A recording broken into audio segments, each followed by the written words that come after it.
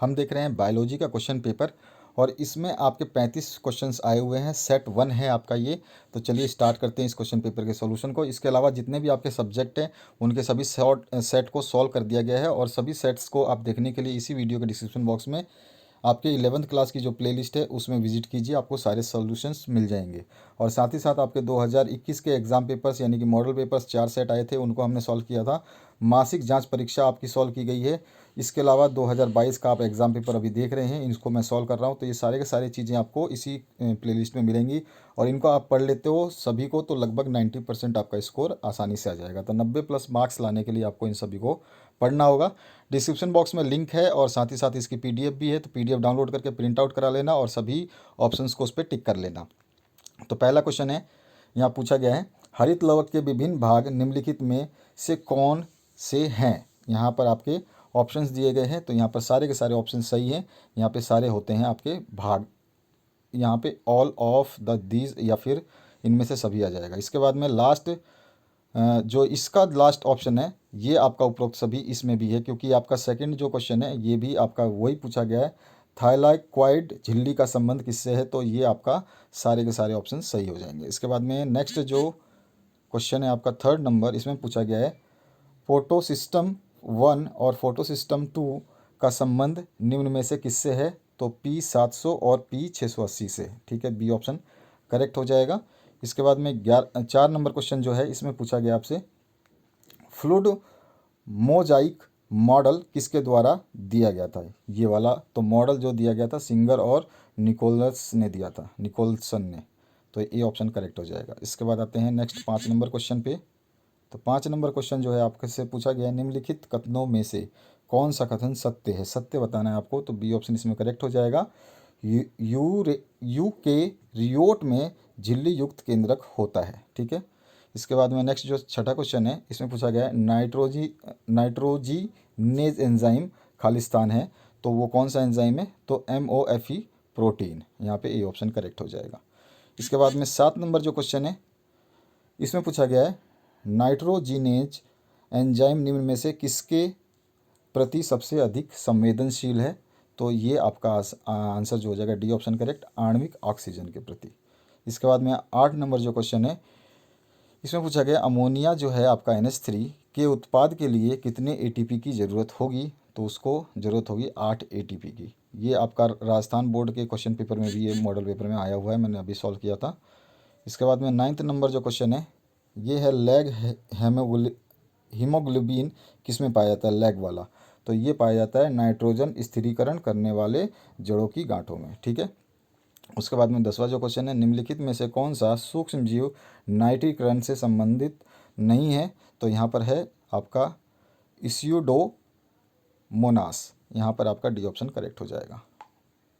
इसके बाद में आते हैं 11 नंबर क्वेश्चन पे। 11 नंबर क्वेश्चन है वातावरण में मौजूद नाइट्रोजन का अमोनिया में परिवर्तन क्या कहलाता है। तो उसको हम बोलते हैं नाइट्रोजन स्थिरीकरण। ठीक है। इसके बाद में नेक्स्ट जो क्वेश्चन है 12 नंबर, तो इसमें पूछा गया सक्रिय रूप से गतिशील रहने वाले तत्वों के अपर्याप्तता के लक्षण सर्वप्रथम किस भाग में प्रदर्शित होते हैं। तो वो होते हैं पुराने पत्तों में। ठीक है। तो यहाँ पे आपका ए ऑप्शन करेक्ट हो जाएगा। 13 नंबर जो क्वेश्चन है इसकी बात करें तो यहाँ पे आपसे पूछा गया है निम्नलिखित में से कौन सा खनिज पराग कणों के अंकुरण से संबंधित है। तो आपका है बोरोन। ठीक है, बी ऑप्शन करेक्ट हो जाएगा। इसके बाद में 14 नंबर जो क्वेश्चन है इसमें पूछा गया है सिनेप्टोनेमल समृष का निर्माण कब होता है। समृष का निर्माण होता है जब जायगोटीन। ठीक है, यहाँ पर आपका बी ऑप्शन करेक्ट हो जाएगा। इसके बाद आते हैं हम नेक्स्ट क्वेश्चन पे। 15 नंबर जो क्वेश्चन है इसमें पूछा गया है C3 चक्र में बनने वाला पहला स्थायी उत्पाद कौन सा है। तो वो है आपका 3 फास्फोग्लिसरिक अम्ल। ठीक है, ये आपका ए ऑप्शन करेक्ट हो जाएगा। 16 नंबर है ऑक्सीजन की खोज किसने की थी। तो इसकी खोज की थी जोसेफ प्रिस्टेले ने।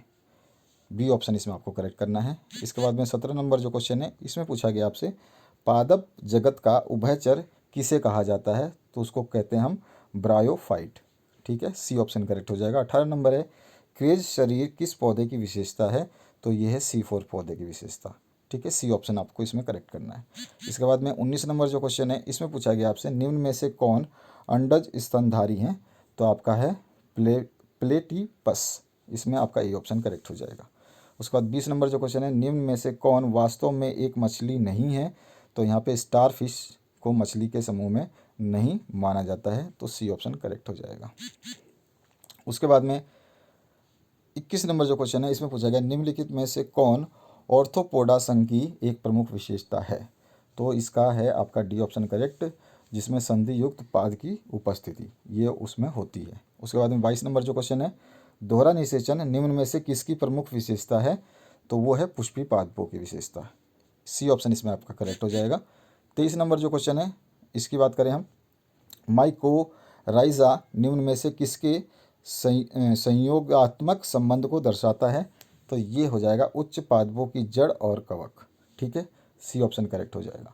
इसके बाद में आपका नेक्स्ट क्वेश्चन है, रोडोफाइसी समूह के अंतर्गत रखे गए सदस्य क्या कहलाते हैं, तो उसको बोलते हैं हम लाल शैवाल, ठीक है, रेड एल्गी। उसके बाद में आते हैं हम 25 नंबर क्वेश्चन पे, तो यहाँ पे है क्लोरोफाइसी में बहुताय रूप से मिलने वाला कवक कौन सा होता है, तो पूर्ण हरित और ए और बी दोनों, तो यहाँ पे आपका डी ऑप्शन करेक्ट हो जाएगा। इसके बाद में 26 नंबर क्वेश्चन है, निम्नलिखित में से कौन हरे शैवाल का एक उदाहरण नहीं है, तो ये हो जाएगा लेमिनेरिया, ठीक है, तो ये आपका डी ऑप्शन करेक्ट हो जाएगा। उसके बाद में 27 नंबर जो क्वेश्चन है, इसकी बात करते हैं, तो 27 नंबर में पूछा गया है, रोडोफाइसी समूह में भोज्य पदार्थों का भंडारण खालिस्तान के रूप में होता है, तो उसको हम क्या बोलते हैं, स्टार्च के रूप में, और वो भी कौन सा, फ्लोरोडियन, ठीक है। इसके बाद में नेक्स्ट क्वेश्चन की बात करें, तो नेक्स्ट क्वेश्चन जो है आपका, इसमें पूछा गया है, अगर नामक व्यावसायिक उत्पाद की प्राप्ति निम्न में से किससे होती है, अगर एक ये प्रोडक्ट है और ये जो होती है आपके ए और बी दोनों से होती है, यानी कि आपका जीलिडियम और ग्रेसिलेरिया दोनों से होता है, ठीक है, ए और बी दोनों करेक्ट हो जाएंगे इसमें। इसके बाद में 29 नंबर जो क्वेश्चन है, इसमें पूछा गया है, माइक्रोकांडिया में पाए जाने वाला राइजोम कौन सा किस प्रकार का होगा, तो ये होगा 70S टाइप का, ये ऑप्शन इसमें आपका करेक्ट हो जाएगा।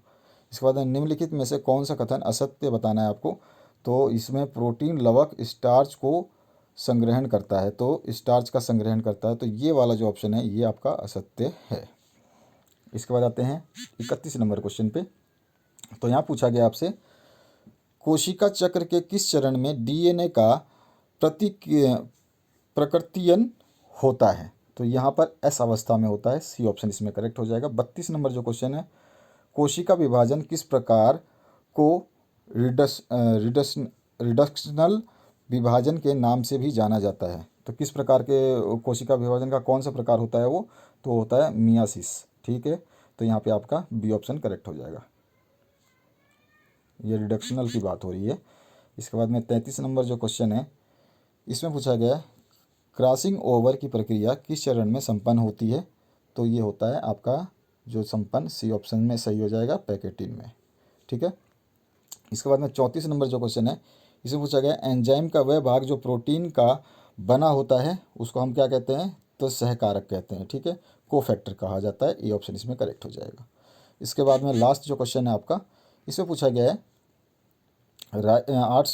80S राइजोम की विभिन्न उप इकाई निम्न में से कौन है, तो यहाँ पर आपका बी ऑप्शन करेक्ट हो जाएगा, 40S और 60S, ठीक है, 40S और 60S, तो ये आपका सॉल्यूशन था बायोलॉजी सेट 1 का।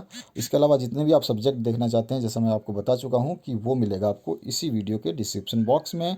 11th क्लास की जो प्ले लिस्ट है उसको देखोगे तो आपको सब कुछ मिल जाएगा, सब सारे सब्जेक्ट आर्ट्स कॉमर्स साइंस सभी के सॉल्व किए जा रहे हैं, तो घबराने की ज़रूरत नहीं है, आपको सारा सोल्यूशन यहीं मिलेगा, और कोई चैनल पर आपको टोटल सोल्यूशन जो है सारे सब्जेक्ट्स कोई भी नहीं देगा, आपको चाहे तो आप ट्राई कर सकते हैं। Thank you very much, have a good day.